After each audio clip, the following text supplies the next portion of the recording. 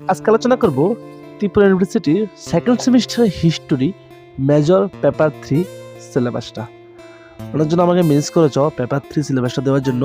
তো তোমাদের বলছি মেসেজ করতে হবে না, আমি এক এক করে সবগুলো সিলেবাস দিয়ে দেবো ইউটিউবে।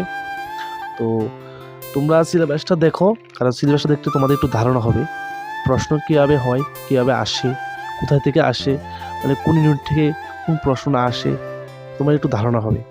তো সেই জন্য বলছি সিলেবাসটা তোমরা দেখো, ভিডিওটা স্কিপ না করে সম্পূর্ণ সিলেবাসটা দেখো তোমরা। আর আমি তো সাজেশন দিয়ে দেবো ইউটিউবে, সেকেন্ড সেমিস্টার সাজেশন দিয়ে দেবো ইউটিউবে। তো পরীক্ষা মোটামুটি কাছাকাছি আসুক, আমি সাজেশন দিয়ে দেবো ইউটিউবে।